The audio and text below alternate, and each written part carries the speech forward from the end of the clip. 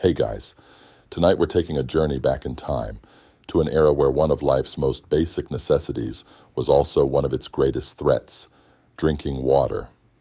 We often just turn on the tap, fill up a glass, and gulp it down without a second thought. But for most of human history, that simple act was a gamble, a roll of the dice with your health, and often your very life. Imagine a world where every sip could bring fever, cramps, or worse. This wasn't some refreshing, life-giving elixir. It was a murky, suspect liquid, a daily trial of faith and desperation. You think your filtered water tastes good? Try living through a year where every glass was a potential biohazard. You'd probably not make it to a second year. So, before you get comfortable, take a moment to like the video and subscribe, but only if you genuinely enjoy what I do here. Let me know where you're listening from and what time it is for you right now in the comments below. Now dim the lights, maybe turn on a fan for that soft background hum, and let's ease into tonight's journey together. You wake up, your throat parched, a dry, scratchy sensation that feels like sandpaper. The sun hasn't even fully cleared the horizon, but the heat is already beginning to build, promising another sweltering day.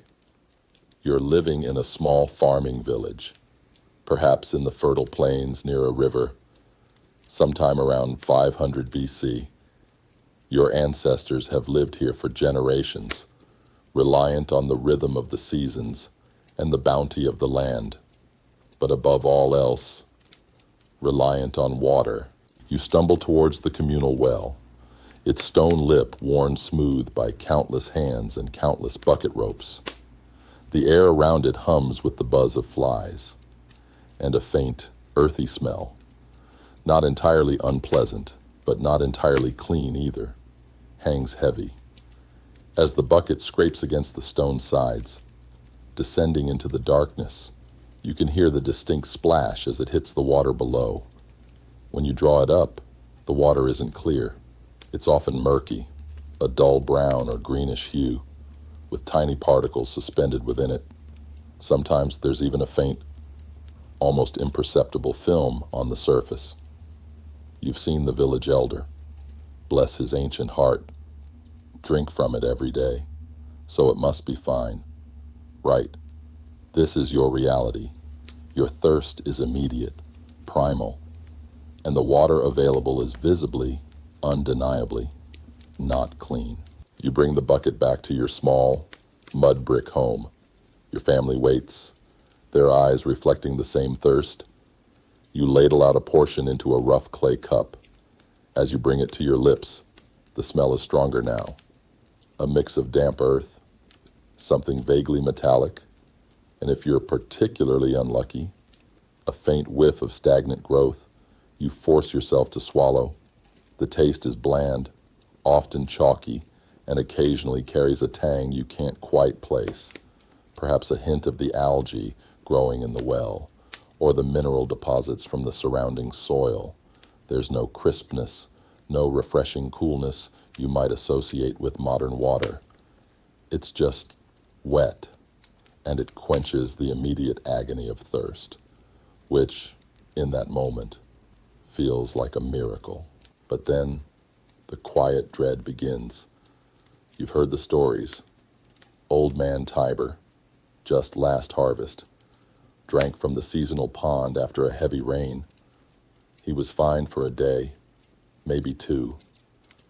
Then came the stomach cramps, the fever that burned so hot it stole his senses, and the relentless, debilitating runs that quickly turned him into a shadow of his former self.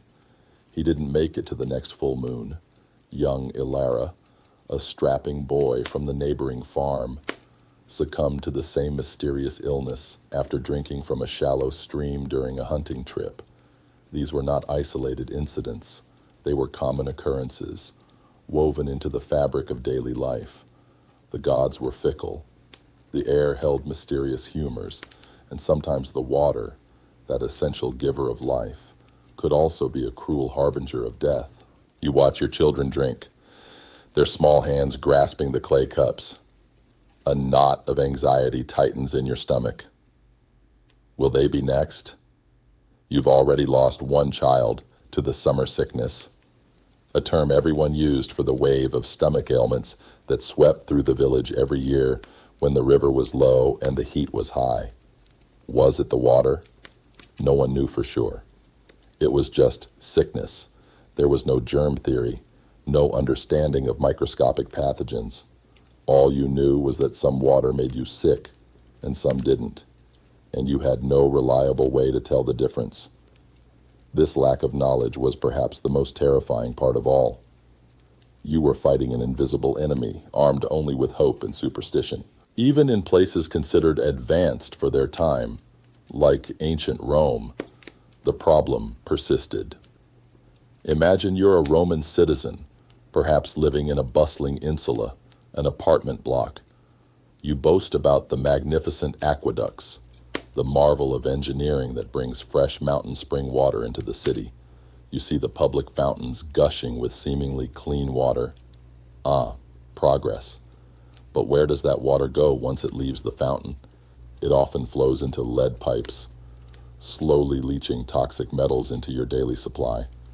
And if you're not wealthy enough to have a private connection, you're reliant on those public fountains, which, while fed by fresh water, could still be contaminated by runoff, human waste, or stagnant pools where people wash their hands or even emptied chamber pots. This was not a system designed with germ theory in mind, but rather with the simple aim of getting water from point A to point B. A common historical misconception is that Roman plumbing was universally superior, but even their advanced systems had significant flaws that impacted water quality. Think about the sheer volume of waste generated by ancient populations. Without proper sewage systems, human and animal waste often ended up in or near water sources. Rain would wash it into rivers, wells, and even groundwater. You lived in a constant, low-level exposure to pathogens. Every scratch, every unwashed hand, every fly landing on your food, every sip of water from a suspect source was a potential doorway for disease. It wasn't just about feeling sick for a few days. It was about chronic illness, weakened immune systems, and lives shortened by repeated bouts of dysentery, typhoid, and cholera. Even travel was a hydrological nightmare. If you were a soldier on campaign or a merchant on a long journey, your water supply was a daily, pressing concern. You couldn't carry enough for weeks on end. You were forced to rely on whatever streams, ponds, or wells you found along the way. You'd see dead animals floating in a stagnant pond, or human waste scattered near a riverbank, and your stomach would clench. But thirst, that relentless, inescapable demon, would push you to drink anyway. You'd try to scoop water from the clearest part, perhaps tie a piece of cloth over your cup to filter out the larger debris. But deep down, you knew it was a gamble. Many a soldier died not from enemy swords, but from the invisible armies lurking in polluted water.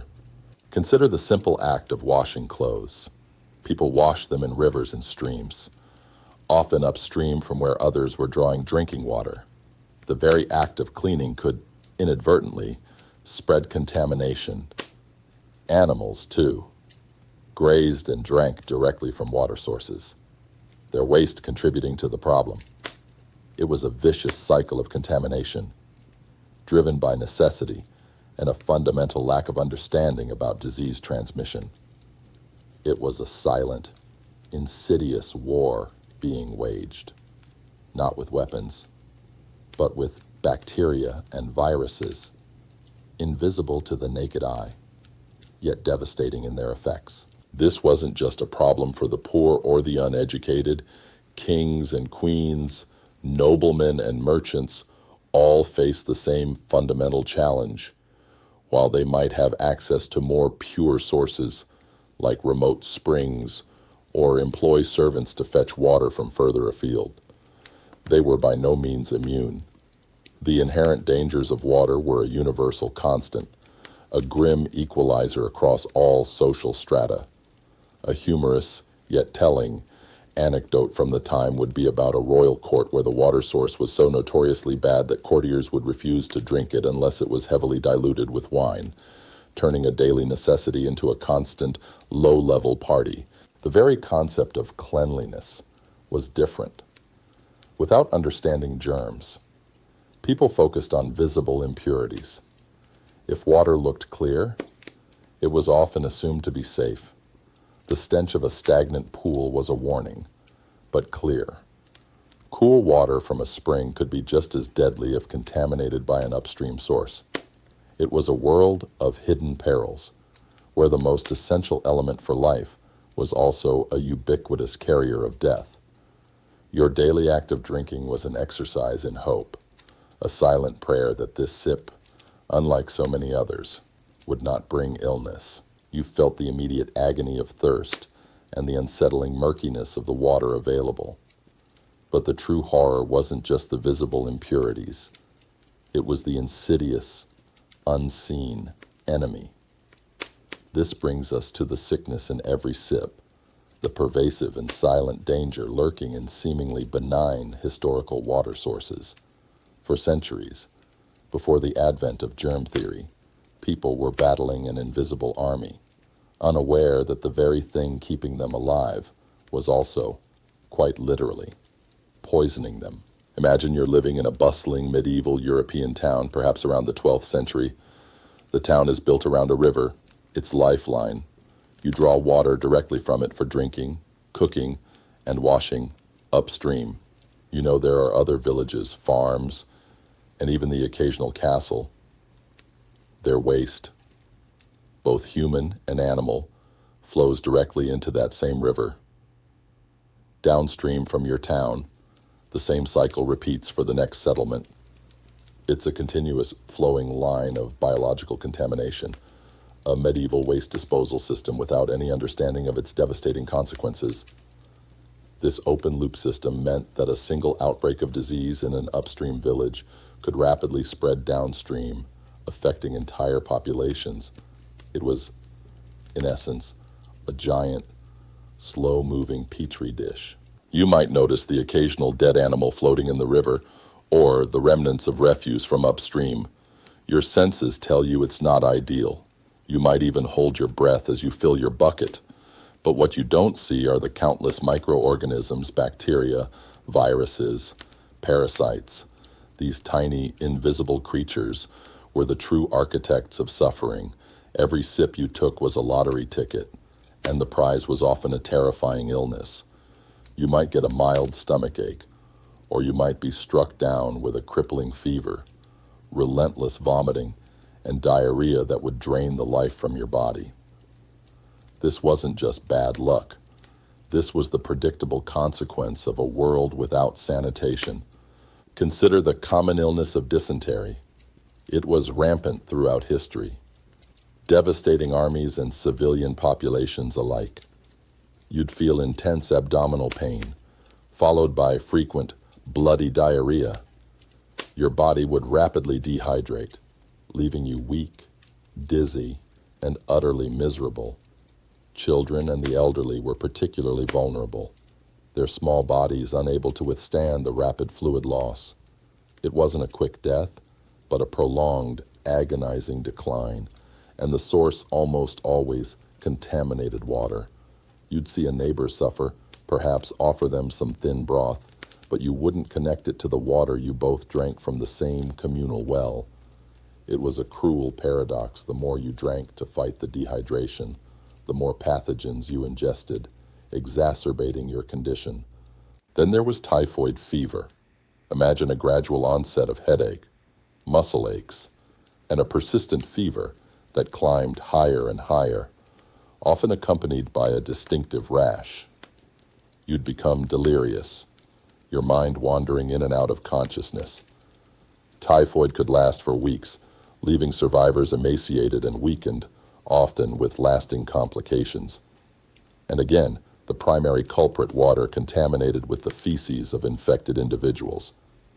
A common, yet terrifying, aspect of typhoid was the typhoid Mary phenomenon, though not understood at the time. Individuals could carry the bacteria without showing severe symptoms, silently contaminating water sources and spreading disease wherever they went, making it even harder to pinpoint the source of an outbreak. And let's not forget cholera, the ultimate waterborne killer, especially from the 19th century onwards, though its precursors existed much earlier. This was a disease of terrifying speed and brutality. You'd wake up feeling fine, but within hours, you'd be experiencing explosive, watery diarrhea, often described as rice water stools. Vomiting would quickly follow. Your body would lose fluid so rapidly that you'd shrivel and turn blue, your eyes sunken. Death could come within a single day. The terror of cholera was not just its lethality, but its swiftness, transforming healthy individuals into corpses in a matter of hours. And it spread like wildfire through contaminated water supplies, particularly in densely populated urban areas without proper sanitation. It was so bad that a particularly dark joke would be, "Don't drink the water, drink the beer. It's safer." And for a long time, it truly was. Even seemingly fresh sources weren't safe. A clear mountain spring might be pure at its source, but a dead animal upstream, a passing flock of sheep, or even human activity could introduce pathogens. A well, while drawing from groundwater, could be contaminated by leaky cesspits or overflowing latrines if they were too close. The ground itself, without proper waste management, became a vast, porous filter that often failed to filter out the invisible threats. This was a world where clean water was more a matter of blind luck than conscious design. The lack of understanding about the true nature of disease meant that preventative measures were often ineffective or even counterproductive. People might pray, offer sacrifices, or try various folk remedies to ward off sickness. They might avoid visibly dirty water, but the truly dangerous water often looked perfectly clear. This fundamental ignorance left populations utterly vulnerable, caught in a cycle of illness and death that they couldn't comprehend or control. It was a terrifying reality, where the very act of living carried a constant, hidden risk. Some academic debates continue to this day regarding the specific strains of ancient waterborne pathogens and their exact genetic relationship to modern ones, offering clues to their historical spread. Think about the sensory experience of this constant threat, the gnawing fear every time you took a drink, the metallic taste in your mouth as a fever began to take hold, the cramps that twisted your stomach into knots, the sight of a loved one's body shriveling from dehydration. These were not abstract concepts. They were the visceral, terrifying realities of daily life for most of human history. The awful reality of drinking water wasn't just about bad taste. It was about the constant looming shadow of severe illness and premature death. Your body, constantly battling these unseen invaders, was in a perpetual state of low-grade infection. This chronic exposure weakened immune systems, leaving people susceptible to other illnesses. Children, whose immune systems were still developing, were particularly vulnerable. Infant mortality rates were astronomically high, with waterborne diseases being a leading cause. The sweet, innocent gurgle of a baby drinking could, tragically, be the beginning of its end. This historical reality dramatically shaped demographics, keeping populations low and life expectancy brutally short. Even when people did try to purify water, their methods were crude and largely ineffective against microscopic threats. Boiling water was known to make some water safer, but it was a laborious process, requiring fuel and time, and thus was rarely done for all drinking water. Filtering through cloth might remove visible debris, but not the tiny pathogens. These were desperate measures in a desperate fight, often providing a false sense of security. The true solution remained tantalizingly out of reach for millennia. So, The next time you pour yourself a cool, clear glass of water from the tap, take a moment to truly appreciate it. It's not just a convenience. It's a testament to centuries of scientific struggle, public health innovation, and a hard-won victory over an invisible enemy that once stalked every single sip. For most of history, every drink was a quiet act of courage, a defiance of the sickness that truly lay hidden in every sip. You've felt the sickness in every sip, understanding now that clear water didn't necessarily mean clean water. This fundamental lack of knowledge about invisible contaminants pushed people to try their best with the resources they had, leading to a fascinating, if often ineffective, history of the quest for cleanliness. For millennia, humans attempted to purify their water, employing ingenious yet ultimately limited methods against an enemy they couldn't even see. Imagine you're in ancient Egypt, perhaps around 1500 BC. You're living along the Nile, the lifeblood of your civilization, but also a river that carries immense amounts of silt and, undoubtedly, waste. You need clean water for drinking, for your rituals, for making beer. We'll get to that later. Trust me. The water you draw is thick with mud, visibly unappealing. So, what do? You let it sit. You pour it into large, wide-mouthed jars and let the heaviest particles settle to the bottom overnight. It's a simple, pragmatic approach. The next morning, you carefully ladle the slightly clearer water from the top, leaving the thick sludge behind.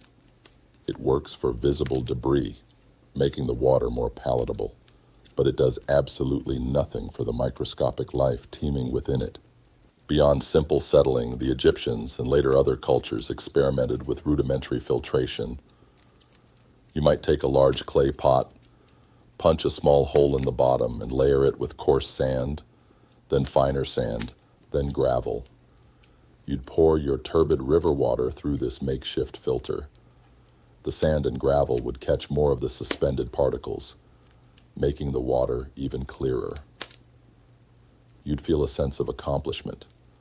Watching the relatively clean water drip out, it was visually appealing, an improvement, certainly, but still far from safe. This was a physical barrier, not a biological one. A fascinating detail from this era is the mention, in ancient Sanskrit and Greek texts, of using a siphon to draw water, allowing it to move from a higher to a lower vessel without disturbing sediment, showcasing an early understanding of hydrodynamics applied to water quality. The concept of boiling water for purification was known in various ancient cultures, from India to China, and even among some indigenous American tribes.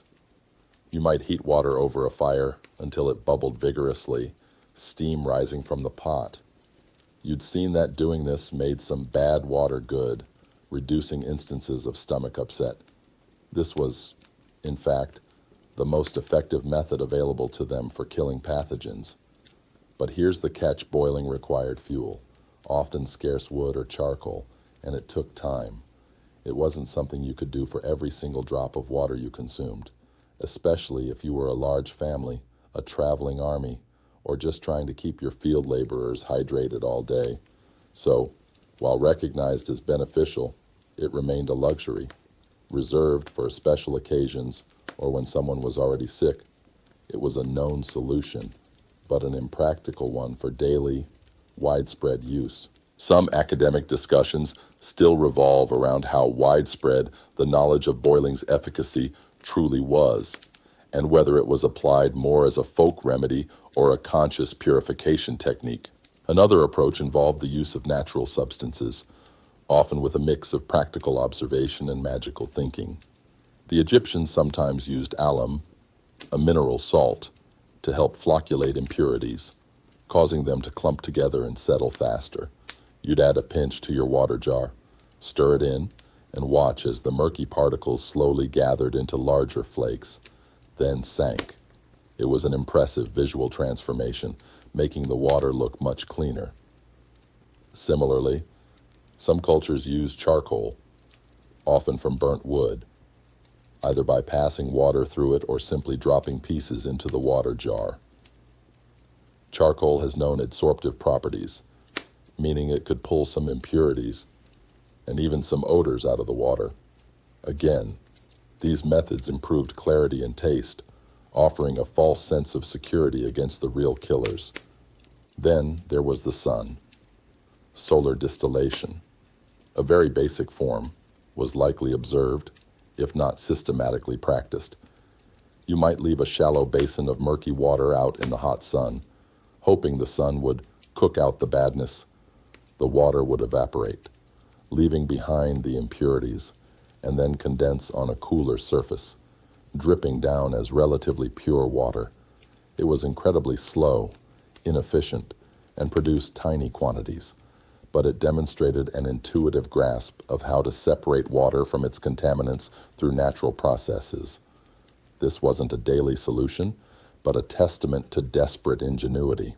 Beyond these more practical approaches, there was often a strong overlay of religious and superstitious practices.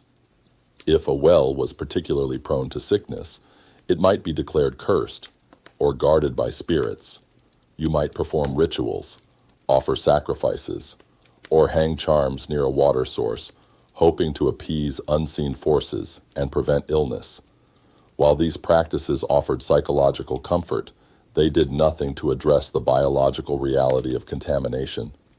It was a form of coping, a way to exert some perceived control over an uncontrollable threat. This blending of practical observation with spiritual belief was common throughout historical attempts at problem solving. A funny, if darkly so, historical tidbit might involve local superstitions around certain wells, where villagers believed mischievous sprites or water hags were responsible for sickness rather than the raw sewage seeping in from upstream. Even the storage of water was a challenge, but you couldn't just leave water exposed. It would become stagnant, a breeding ground for mosquitoes and other insects, and quickly accumulate dust and debris. So, you'd store it in large covered clay jars, often lined with pitch or tar to prevent leakage. These jars, however, could also become contaminated over time, the rough surfaces harboring bacteria, or the linings leaching chemicals. The very vessels meant to protect your water could, ironically, contribute to its degradation. The challenge of taste also played a huge role. Even clean water from a spring or well could have a distinctive mineral taste or an earthy odor. People learned to associate certain tastes with safety and others with danger. But these associations were often misleading. A sweet-tasting spring could be contaminated by a buried cesspit nearby, while a slightly sulfuric spring might be perfectly safe to drink. Your senses, your primary tools for survival, were often betrayed by the invisible nature of the threat. Ultimately, the quest for clean water throughout most of history was a desperate, often futile struggle against an invisible enemy. Humans employed ingenuity, observation, and ritual, but without the fundamental understanding of microbiology. Their efforts remained largely superficial. The water might look clearer, taste better, and even be blessedly free of large debris. But the microscopic killers were still there, silently waiting in every sip. It was a constant reminder that humanity, despite its cleverness, was still profoundly at the mercy of its environment, and that true solutions often lay in knowledge yet to be discovered. You've tried to settle the visible impurities and even boil away some of the unseen dangers, often with limited success. But when you move from the scattered village well to the teeming masses of a city, the challenge of obtaining potable water explodes into a crisis. This brings us to the urban water woes, the unique and horrifying reality of trying to find clean drinking water in the ancient and medieval metropolis. Imagine yourself in a sprawling city, perhaps ancient Babylon, a majestic center of power and trade, or a medieval European capital like London in the 14th century. The air is thick with the smells of human waste, animal dung, smoke from countless hearths, and the general effluvium of thousands upon thousands of people crammed into a small space. Unlike the countryside, where a village might have one or two wells, A city's demand for water is insatiable. It's needed for drinking, cooking, washing, dyeing textiles, tanning leather, and countless other industries that define urban life. And where does all this water come from? Often, the same place: a nearby river, a few scattered wells, or perhaps a rudimentary aqueduct system. The sheer concentration of human activity immediately makes these sources incredibly vulnerable to contamination. Think of the river flowing through London. It's not just a source of drinking water, it's also the city's primary sewer. Every household, every workshop, every public latrine empties directly into it or into tributaries that feed it. You can see the refuse floating, smell the putrid stench, and yet, paradoxically, people are still drawing water from it to drink. It's an unimaginable reality for us today. But for them, it was simply the river. The idea that disease stemmed from these visible and invisible pollutants was beyond their comprehension. This created a nightmarish feedback loop: more people, more waste, more contamination, more disease. Public wells within the city face their own set of catastrophic problems. Imagine a well dug in a crowded neighborhood. It draws water from the groundwater table. But what else is in the ground around it? Countless shallow, overflowing cesspits, burial grounds, and animal pens. Every time it rained, or every time a cesspit leaked, the contaminants would seep down through the soil, directly into the groundwater that fed the well. A well might appear clean and clear, drawing up cool water, but it was often a direct pipeline to disease. It wasn't uncommon for entire streets or neighborhoods to be struck down by illness originating from a single contaminated well. A particularly gruesome historical detail is that many ancient cities would dig wells directly adjacent to cemeteries, unknowingly ensuring that decomposition byproducts and pathogens would leach into their drinking supply. The very infrastructure meant to bring water to cities could also become a source of woe. The famed Roman aqueducts, while engineering marvels, faced challenges. While they brought relatively clean spring water from distant mountains, the distribution within the city was often problematic. Lead pipes, as we briefly mentioned, were a significant source of chronic lead poisoning, subtly weakening populations over generations. Furthermore, the open channels of aqueducts could be contaminated by animals, dust, or even deliberate sabotage as they snaked their way towards the urban centers. Maintaining these vast systems was a monumental task, and any lapse could mean widespread illness. For those without direct access to public fountains or private pipes, which was the vast majority of the population, the reliance on water carriers was common. Imagine a person, often burdened with heavy yokes and overflowing buckets, traversing the filthy, crowded streets, bringing water from a communal source to individual homes. How clean were their buckets? How clean were the streets they walked, past overflowing gutters and piles of refuse? The very act of transport introduced another layer of potential contamination, taking water that might have been relatively clean at its source and exposing it to every urban impurity. It was a chain of potential infection, from source to lip. The issue of stagnant water within the city was also pervasive. Reservoirs, open cisterns, even puddles in the streets became breeding grounds for mosquitoes carrying diseases like malaria and other disease vectors.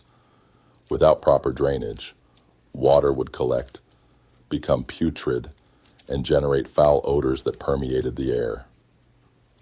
This wasn't just unpleasant, it was a constant source of infection, making life in the city a constant struggle against an environment actively working against your health.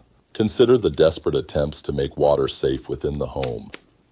You might add spices, herbs, or even try to ferment it to improve its taste and perceived safety. These methods were largely ineffective against serious pathogens. The very taste of water in an ancient city was often a challenge. It might be stale, heavily mineralized, or carry the faint, unsettling taste of decay. Many academic historians still actively debate the precise impact of lead poisoning from Roman pipes on the general population's health and cognitive abilities. The relentless crowding of ancient cities amplified every health risk.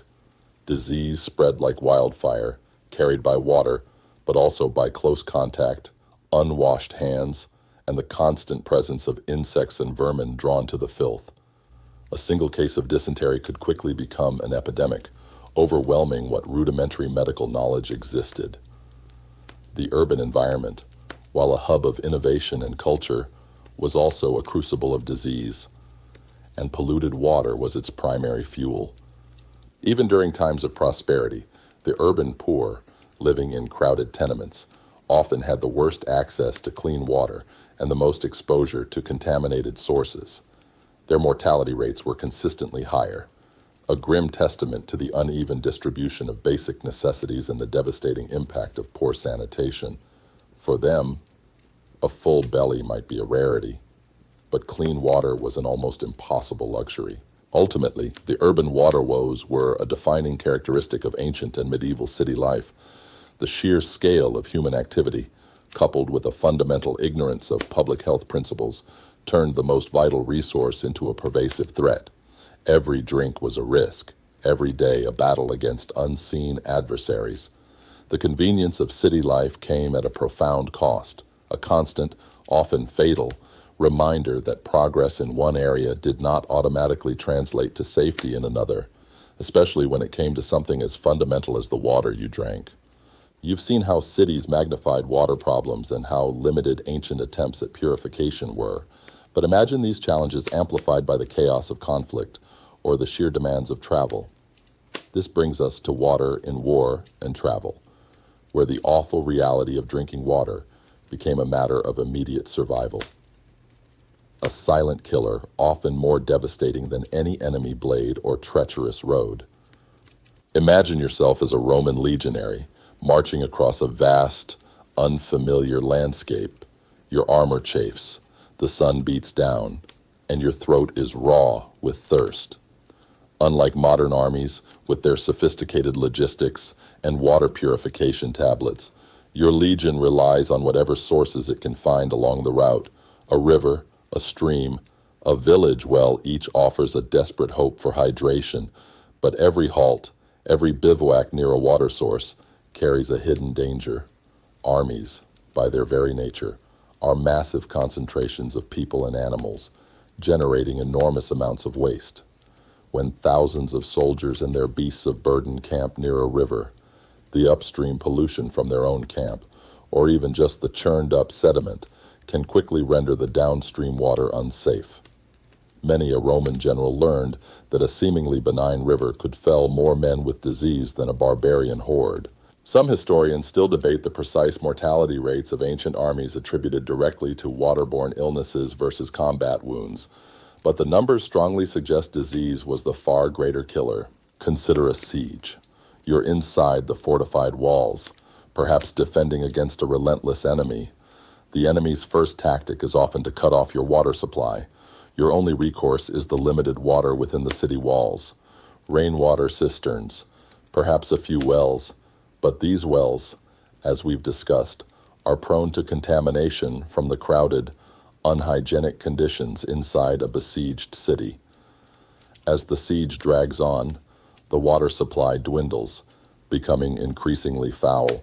You drink water that is thick with algae, teeming with insect larvae, and reeking of decay. Thirst becomes an agonizing torment, leading men to drink anything, no matter how putrid. Death by disease, often dysentery or typhoid, sweeps through the besieged population, weakening their resolve and making them easy prey for the besiegers. It's a slow, agonizing defeat, not by force of arms, but by the relentless, invisible enemy in every sip. It's truly a grim form of psychological warfare when you know your enemy is slowly dying of thirst or illness, making a direct assault almost unnecessary. Now, shift to the life of a medieval pilgrim or a long-distance merchant, embarking on a journey across continents. Your travel involves weeks, even months, away from familiar settlements. You pack dried foods, essential tools, but water is a constant, pressing concern. You rely on the goodwill of isolated villages, the chance discovery of a spring, or the occasional well. But each of these sources comes with its own set of risks. How recently was that well cleaned? Has anyone fallen ill from it? Is that seemingly clear spring actually fed by a hidden source of contamination? You are constantly calculating risks, often choosing the least awful option rather than a truly safe one. The reliance on local knowledge was paramount, yet often unreliable. You'd ask villagers which well was good or which stream flowed from a clean mountain spring. Their answers were based on generations of anecdotal evidence, not scientific understanding. A well might have been considered safe for years until a new cesspit was dug nearby, or an unusual flood altered the groundwater flow, introducing deadly pathogens. You were trusting your life to folk wisdom, and sometimes that wisdom was fatally flawed. Even the transportation of water over distances was fraught with peril. Imagine carrying water in animal skins or unglazed clay jars. These containers were often difficult to clean thoroughly, harboring bacteria. The water itself would slosh and warm in the sun, encouraging bacterial growth. By the time you reached your destination, the water, even if pure at its source, could have become a breeding ground for disease. It was a race against time and microbiology, a race you almost always lost. Consider the stark reality of desert crossings, for armies or caravans traversing vast, arid lands. Finding any water was a miracle, regardless of its quality. You'd dig shallow pits in dry riverbeds, hoping to find a trickle of groundwater. You'd collect dew from leaves, or even resort to desperate measures like drinking the blood of animals. In such extreme conditions, purity was an afterthought. Survival was the only goal. You'd drink water that was saline, brackish, or thick with sand, knowing that the alternative was death by dehydration. The resulting stomach ailments or kidney problems were a secondary concern, a problem for later, if you survived at all. The sheer physical exertion of war and travel, combined with poor nutrition, often left individuals with weakened immune systems. This made them even more susceptible to waterborne illnesses. A healthy person might recover from a bout of dysentery, but a soldier exhausted by forced marches and surviving on meager rations might succumb.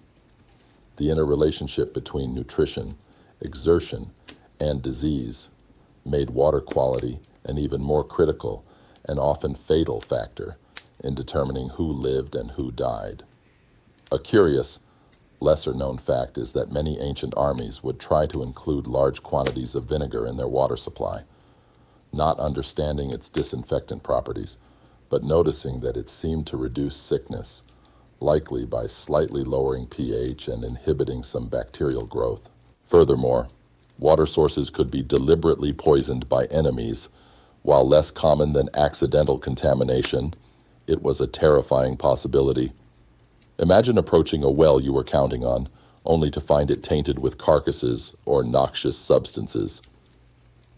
This forced reliance on limited and potentially compromised water sources during conflict and travel was a brutal equalizer, making even the mightiest armies vulnerable to the smallest, invisible foes. The psychological toll of this constant uncertainty was immense. Every time you scooped water from a stream or drew from a well, you knew you were taking a risk. The symptoms of illness were familiar: the gut-wrenching cramps, the searing fever, the relentless weakness. You lived with the knowledge that a single, unfortunate sip could bring weeks of suffering or even an agonizing death. This constant low-level dread was a daily companion for anyone on the move, a silent burden that weighed heavier than any pack. The jokes about water quality were less about humor and more about a gallows humor acceptance of an undeniable, ever-present threat. So, The next time you hydrate on a hike or while watching a historical epic, remember that for every triumphant soldier or intrepid explorer, there were countless others who fell not to enemy swords or treacherous terrain, but to the unseen horrors lurking in their drinking water. Water in war and travel was not a source of life, but a relentless, insidious killer, turning every journey into a desperate gamble for survival, where thirst was just the first, most obvious enemy. You've witnessed the perilous realities of water in daily life, city dwelling, and even on the battlefield. Given these ubiquitous dangers, it's hardly surprising that people throughout history sought alternatives. Leading to the rise of alternatives, beverages like beer, wine, and tea became not just cultural staples, but often safer, if not entirely safe, substitutes for plain water. Imagine yourself in a bustling taverna in ancient Greece, around 400 BC. You've been working hard in the fields all day, the sun beating down relentlessly. Your thirst is profound. You could drink from the local well, but you've seen the sickness that sweeps through the village during the hot months. Instead, you reach for a jug of wine, heavily diluted with water. Now, you might think, wait, diluted with water, isn't that still a risk? And you'd be right, to an extent. However, the alcohol in the wine, even diluted, acted as a mild disinfectant, inhibiting the growth of some bacteria. More importantly, the process of fermentation itself created an environment hostile to many pathogens. Wine was also often stored in sealed amphorae, protecting it from further contamination.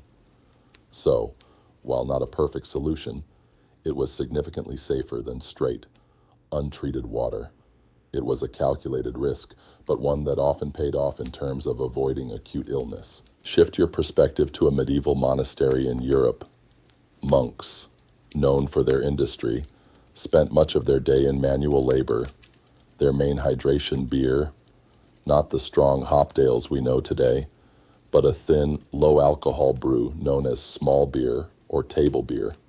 It was brewed daily, even for children, and served with every meal. Why beer? Because the brewing process involved boiling the water to steep the grains, and then fermentation. This double whammy killed most of the harmful bacteria. The alcohol content was so low that you could drink it all day without getting drunk, but it was just enough to make it a much safer alternative to the local well or river water. It was a staple, a necessity, woven into the very fabric of daily life, precisely because it offered a crucial shield against disease. A truly fascinating, yet darkly humorous historical fact is that many people in medieval Europe lived their entire lives never drinking plain water, consuming only small beer from childhood to old age. Now, let's travel further east to ancient China, perhaps around the Tang dynasty. Here, tea reigned supreme. You would boil water, sometimes for extended periods, to steep the tea leaves. This act of boiling, whether intentional for purification or simply a step in the tea-making process, inadvertently sterilized the water. The tea itself also contains various compounds, some of which might have mild antimicrobial properties. Drinking hot tea was a ritual, a social act, and a source of comfort, but it was also a remarkably effective public health measure, unknowingly protecting millions from waterborne illnesses. The widespread consumption of tea, requiring boiling, is one of the often overlooked factors in the relatively lower rates of certain waterborne diseases in parts of East Asia compared to Europe during some historical periods. Some academic debates still ponder the exact impact of tea consumption on public health metrics in ancient China, given the difficulty in isolating its effects from other societal factors. The popularity of these fermented and boiled beverages wasn't just a matter of taste or cultural preference. It was driven by stark necessity. People didn't understand germ theory, but they instinctively knew that drinking plain water often led to sickness. They observed that those who drank beer or wine, or boiled beverages seemed to fall ill less frequently. This empirical observation, born of centuries of painful trial and error, led to the widespread adoption of these alternatives as daily staples. Even for children, it was a pragmatic response to an invisible threat, a form of self-preservation enacted on a societal scale. Consider the social implications. These beverages became central to hospitality, to celebrations, and to daily sustenance. Imagine a traveler being offered plain water in a reputable household. It might be seen as an insult, or at least a sign of poverty, given the inherent risks. Offering beer or wine, however, conveyed generosity and a concern for your guests' well-being. This cultural embedding reinforced their consumption, ensuring that safer drinking practices, however unknowingly, were maintained. Even in regions where these alternatives weren't dominant, other measures were taken. In some parts of the Middle East, for instance, a form of sharbat, sweetened fruit drinks, was popular. And while not fermented, the process of making them might involve boiling water or using ingredients with mild antimicrobial properties. The point is, humanity constantly sought ways to make their hydration safer, moving away from the dangerous simplicity of untreated water. Of course, these alternatives weren't perfect. Wine, if made improperly, could still harbor pathogens, and excessive consumption of alcohol had its own well-documented health consequences. Small beer, while low in alcohol, still meant a constant low-level intake of a mind-altering substance.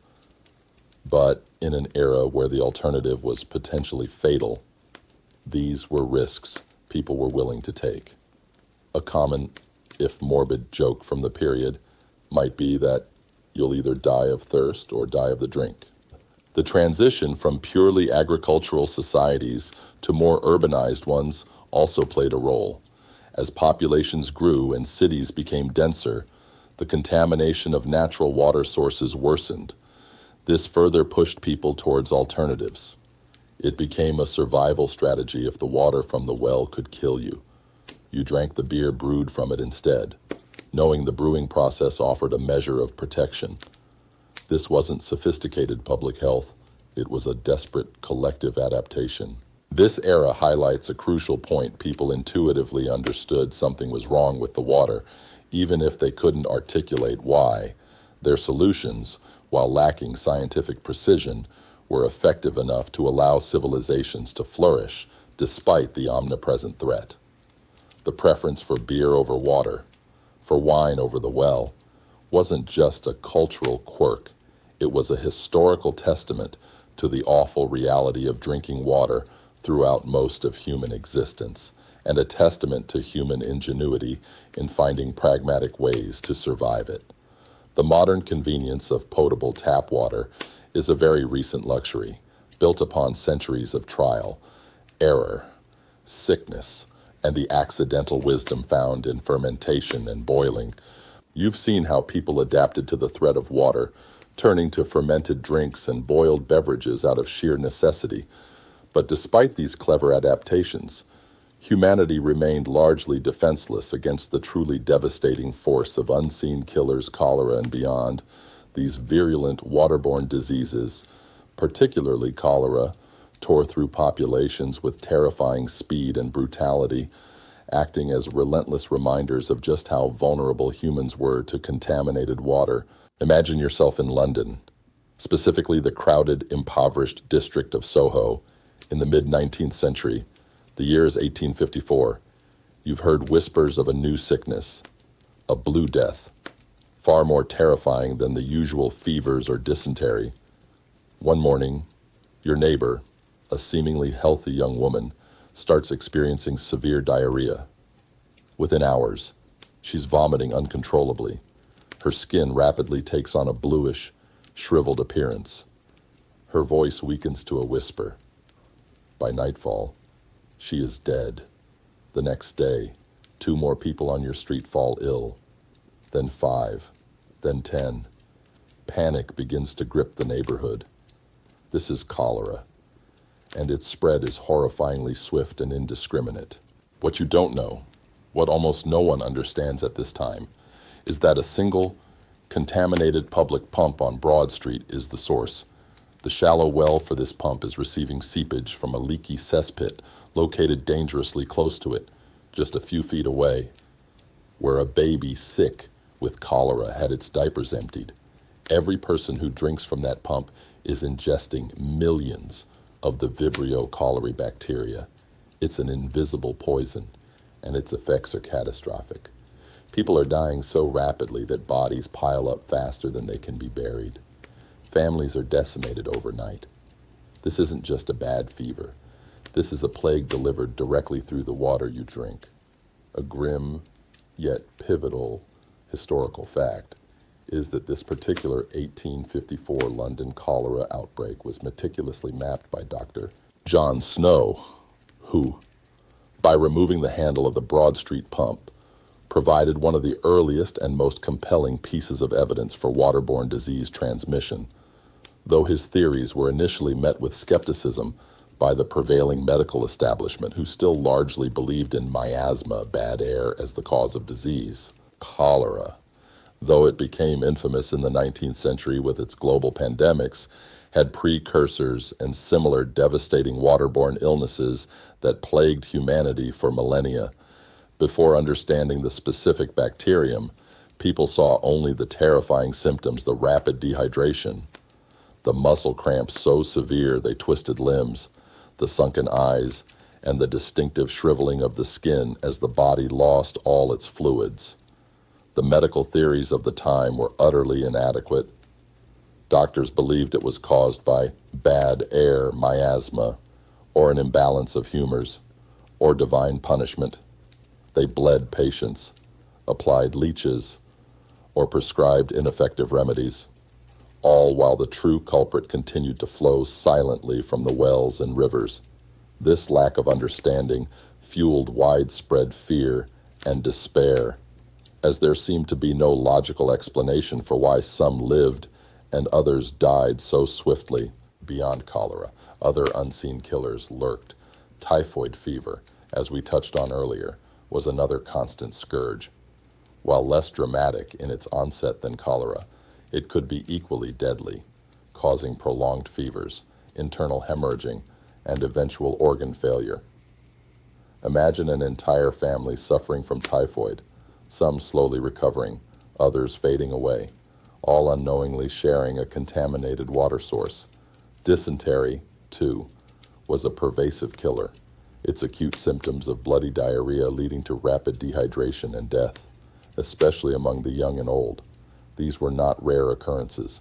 They were a fundamental part of the tapestry of human existence, shaping demographics and life expectancy for centuries. The terrifying aspect of these diseases was their epidemic potential. A single contaminated well or river, serving a dense population, could trigger an outbreak that swept through a city like wildfire. Without understanding the transmission vector, attempts to contain it were futile. Quarantines might be imposed, but the invisible enemy still flowed through the water pipes and public pumps. People would flee infected areas, unknowingly carrying the disease with them to new towns, thereby spreading the pandemic further. This cycle of infection, death, and spread continued unchecked for generations.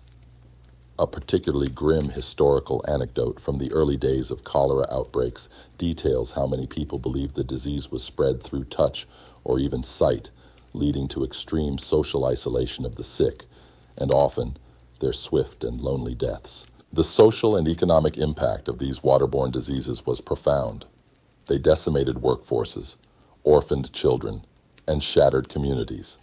Famine often followed epidemics, as there were not enough healthy hands to sow or harvest crops. Trade routes were disrupted. Economies faltered. These invisible killers shaped history, influencing migration patterns, the rise and fall of populations, and even the course of wars. The true cost in human suffering and societal progress is almost impossible to quantify. Even in relatively advanced societies, the problem persisted due to a fundamental flaw in sanitation. In Roman cities, despite their aqueducts, the waste disposal systems were rudimentary. Human waste was often collected in cesspits or simply dumped into streets and rivers, creating a constant source of contamination. In medieval cities, night soil human waste was collected and sometimes used as fertilizer, but often it just accumulated in overflowing latrines or was thrown from windows into the streets below, eventually washing into water sources. This direct link between waste and water was the highway for these unseen killers.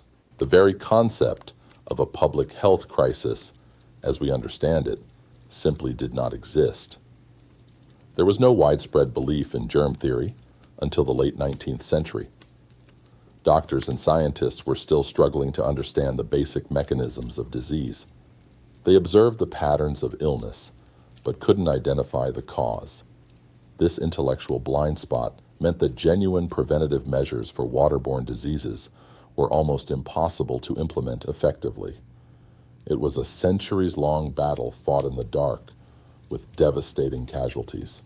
For you, living through such an epidemic, it wasn't just a matter of statistics. It was a visceral, terrifying experience. You would witness the rapid deterioration of friends and family. You would be consumed by fear every time you took a drink of water, every time you washed your hands. The smell of sickness would permeate the air, and the sight of death would become commonplace. The unseen killers of the water made life a constant tightrope walk, where a single misstep, a single sip from the wrong source could plunge you into agonizing suffering and premature death. This constant threat meant that for most of history, the joy of a cool, refreshing drink was almost always tempered by the silent, terrifying question, is this sip going to kill me? You've seen the devastating impact of waterborne diseases like cholera, a brutal consequence of a world ignorant of microbiology. But as humanity stumbled into the age of industry and burgeoning populations, a cruel irony emerged. The industrial age's grim flow meant that progress, initially, often made urban water quality worse, not better. Imagine yourself in a rapidly expanding factory town in 19th century America, perhaps a textile mill city in New England like Lowell, Massachusetts, or a burgeoning steel town in Pennsylvania.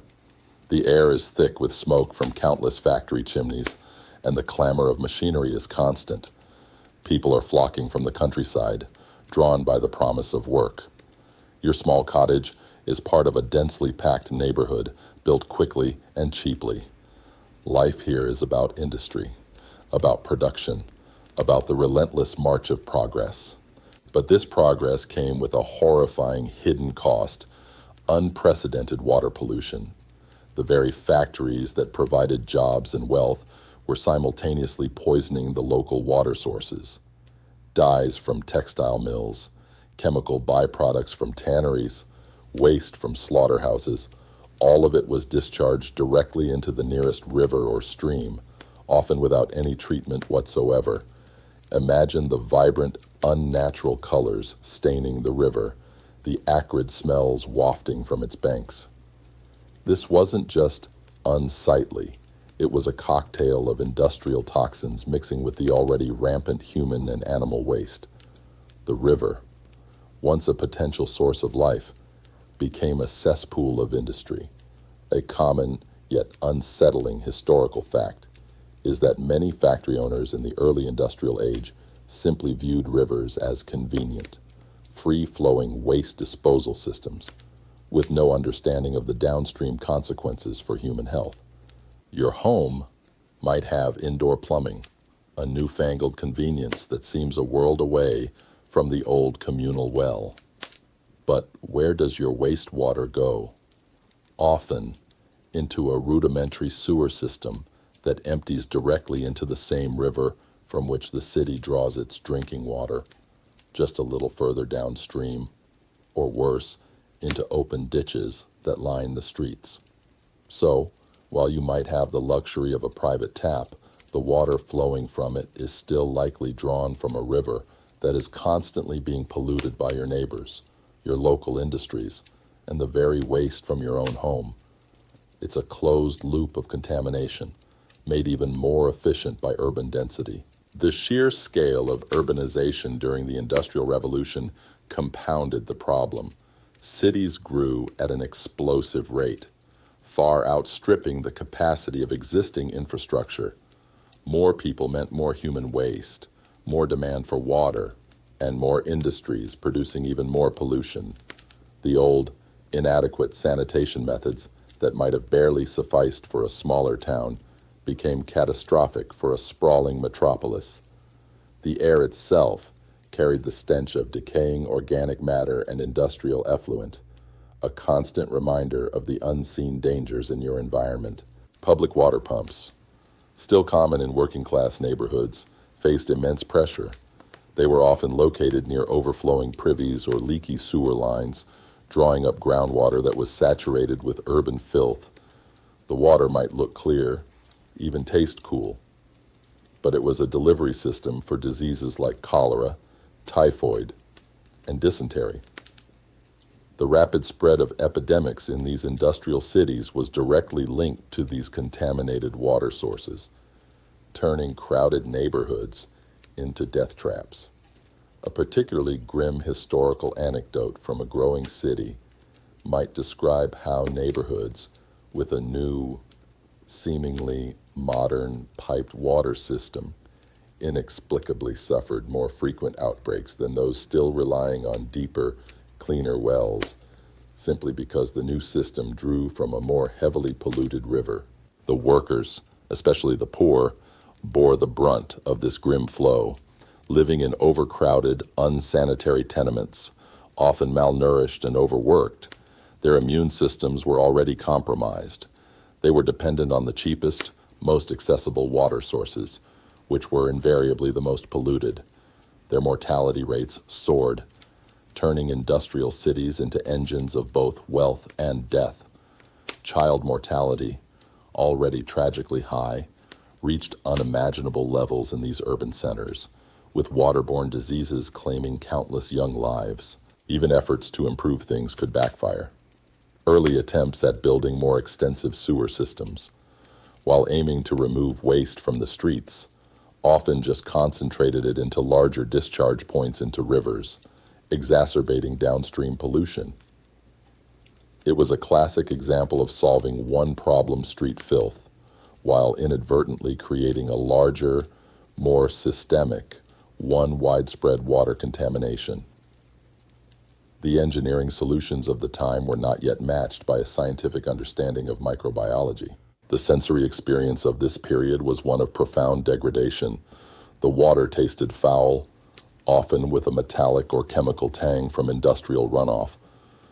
The smell of the rivers and streams was often unbearable, a putrid mix of sewage and industrial waste.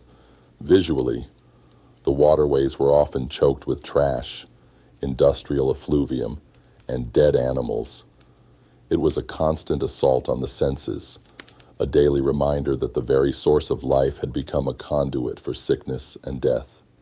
A common bitter joke amongst factory workers might be that the river had more color than the local dye shop's palette, a grim nod to the rainbow of toxic chemicals discharged daily. This era highlights a crucial tension: the relentless drive for economic growth and industrialization, combined with a profound ignorance of public health, created a humanitarian crisis. The invisible killers thrived in the murky, chemical-laden waters of the industrial age, claiming millions of lives before scientists finally uncovered their true nature. The grim flow of polluted water through these burgeoning cities was a silent, devastating testament to humanity's rapid technological advancement outpacing its understanding of the fundamental principles of health and sanitation. It would take revolutionary scientific breakthroughs and monumental engineering efforts to begin to undo the damage and finally make water safe to drink. 2. You've witnessed the horrific impact of industrial pollution on urban water, turning progress into a grim, flowing nightmare. But even amidst the widespread sickness and despair, A crucial shift was slowly beginning to take place, the early scientific struggles to understand the true nature of disease and, consequently, to make water safe.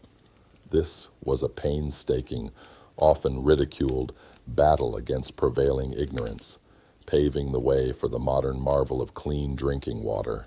Imagine yourself in a dimly lit, often poorly ventilated, university laboratory in the mid-19th century, perhaps in Paris or London.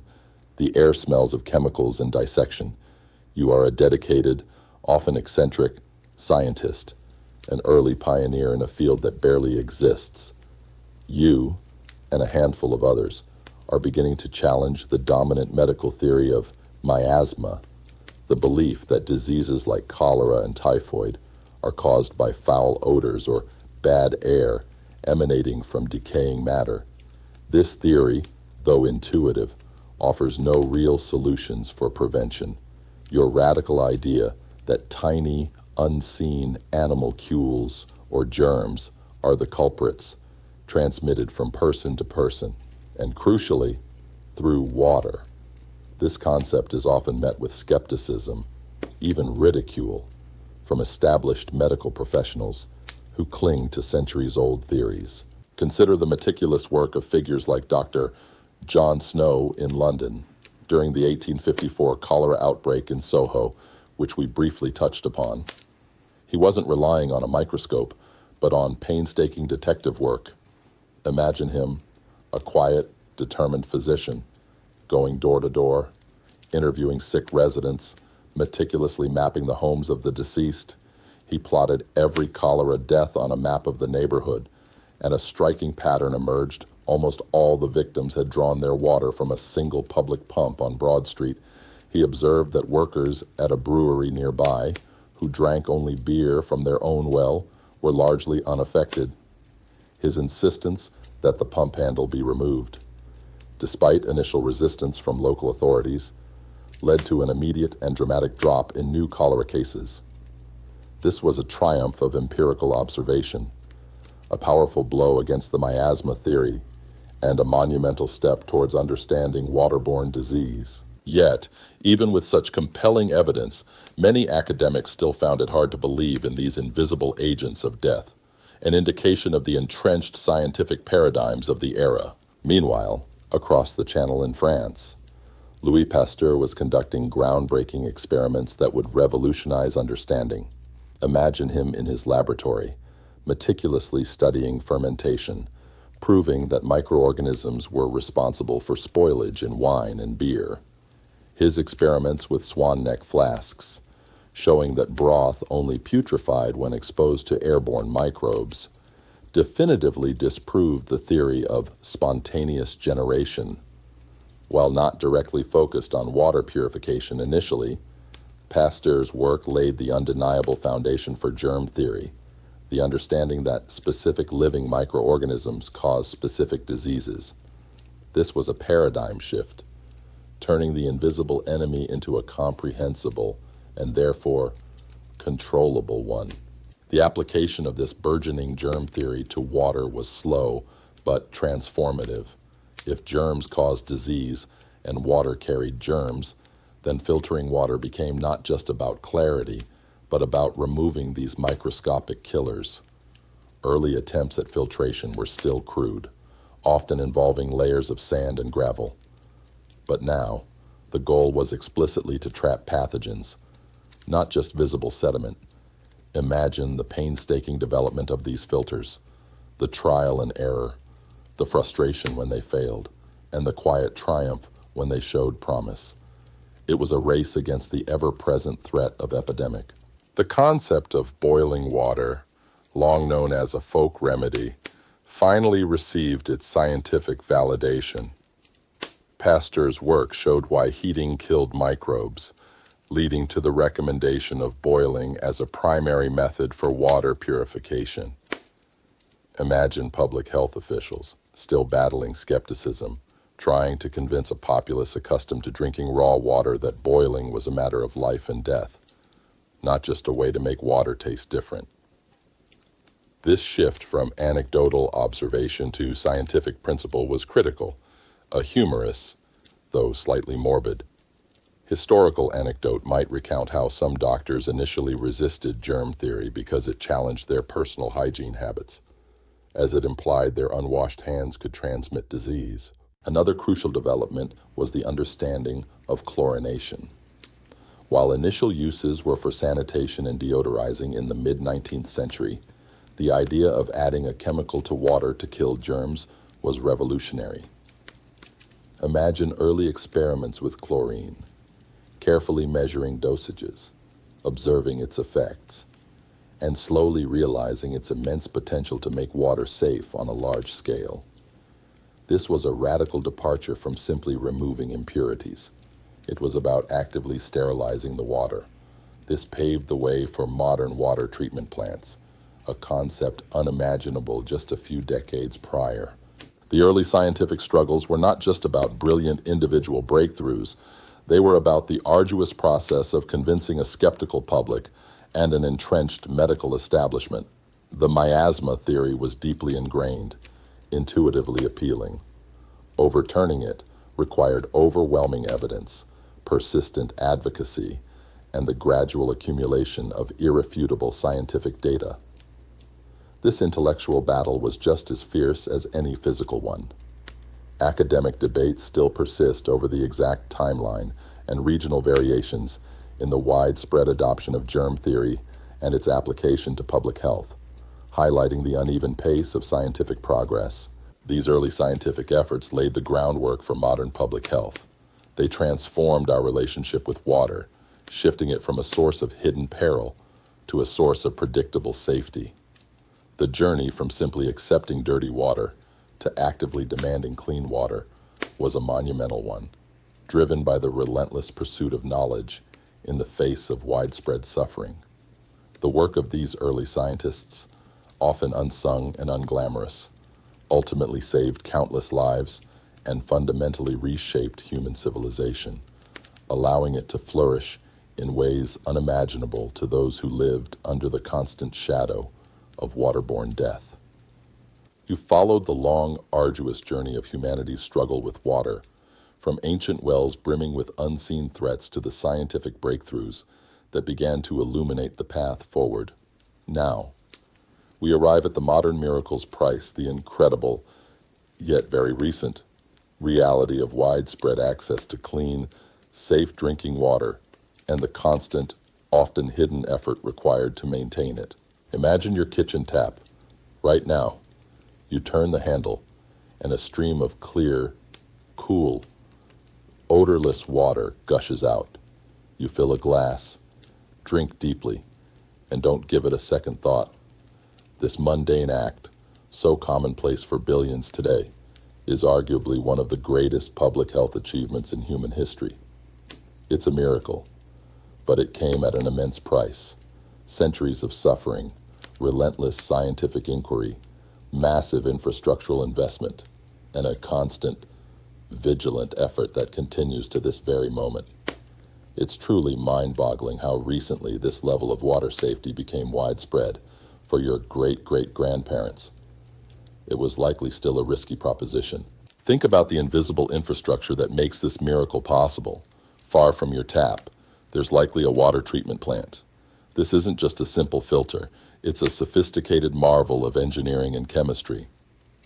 Water enters, often from a river or reservoir, and undergoes a multi-stage process. First, coagulation and flocculation use chemicals to clump tiny particles together. Then, sedimentation allows these heavier clumps to settle out. Next, filtration removes even finer particles through layers of sand, gravel, and charcoal. And finally, the critical step, disinfection, typically using chlorine or UV light to kill any remaining bacteria, viruses, and parasites.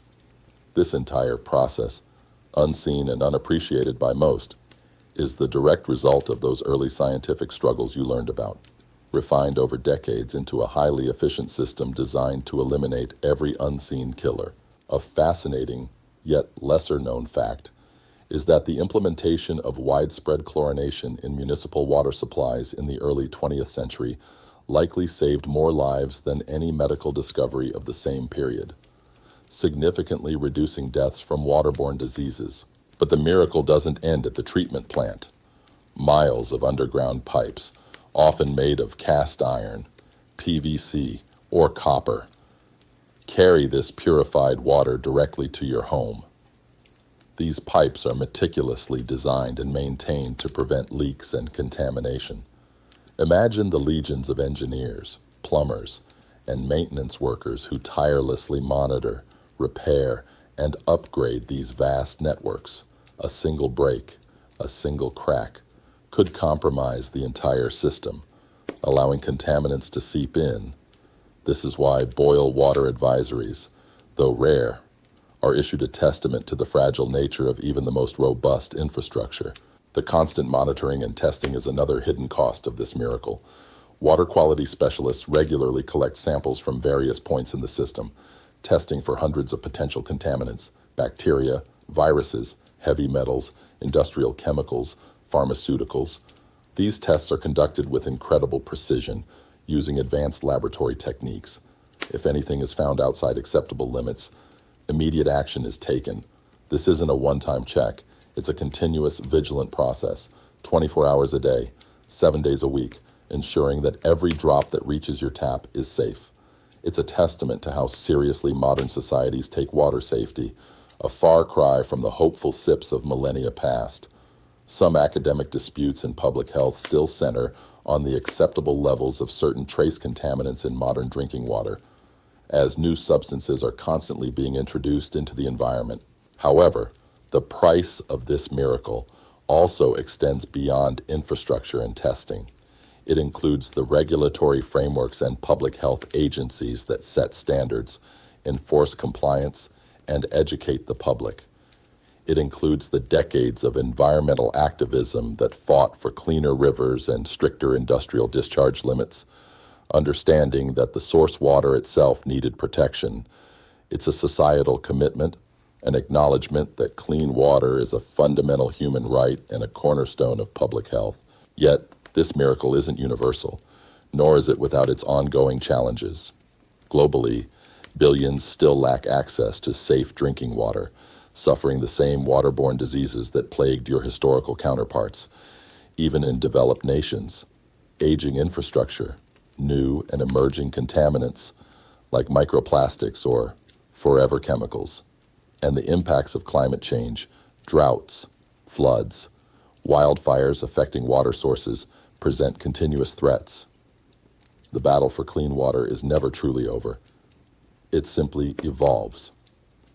A darkly ironic observation might be that while we've conquered historical biological threats, we're now grappling with new, complex chemical ones, introduced by our own modern industries. The value of clean water is often unappreciated precisely because it's so readily available to many. We don't taste the mud, see the parasites, or feel the immediate onset of dysentery.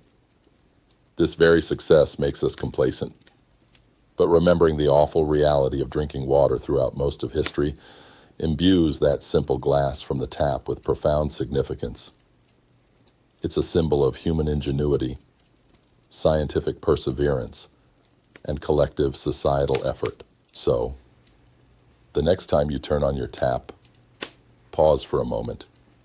Remember the parched throats, the aching stomachs, the lives cut short by unseen killers. Remember the relentless thirst, the terrifying epidemics, and the centuries-long struggle of humanity to make the most essential element of life safe. That clear, cool water isn't just water, it's a testament to a modern miracle, a hard-won victory in humanity's oldest, most vital fight. The journey through history about the terrible reality of drinking water has come to an end. Let the images of polluted rivers, dangerous wells, and the never-ending struggle of mankind settle in your mind. But also remember the miracle of progress, of science, and of the relentless effort that has brought us clean water today. Now, all worries are gone. All sounds are quiet. There is only silence and soft darkness.